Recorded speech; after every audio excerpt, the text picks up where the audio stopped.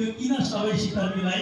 त्यसकारण हामी नेपालीको छ कति राम्रो संस्कार फेरि गरे सबैलाई ढोग नमस्कार ढोग नमस्कार।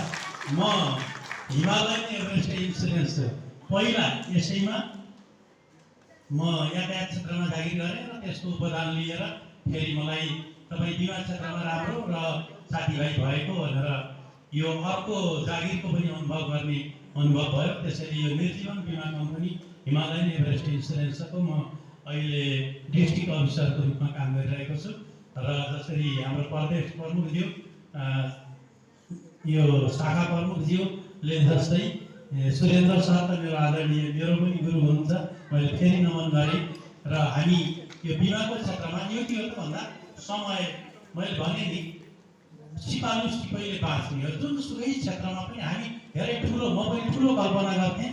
त्यहाँखेरि एसएलसी पास गरिसकेपछि मैले लोकसेवामा निवेदन दिएँ।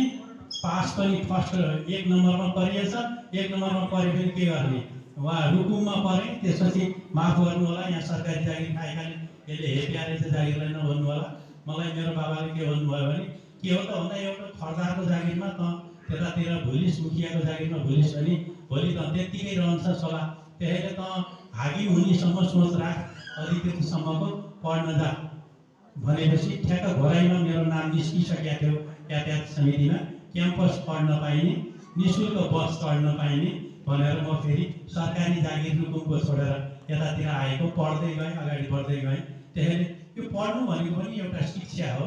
हामीले शिक्षा र सिप सँगसँगै लगिदिएको भए आज यहाँका युवाहरू विदेश जानु पर्दैन थियो।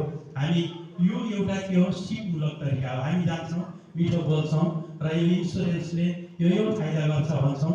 जसले यो सिप पाउनु भएको छैन, शिक्षा मात्रै पाउनु भएको छ, उहाँले मिठो बोल्न अलि जान्नुहुन्न।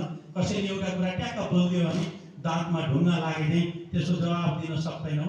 त्यसपछि हामी फेरि ब्याक हुन्छौँ।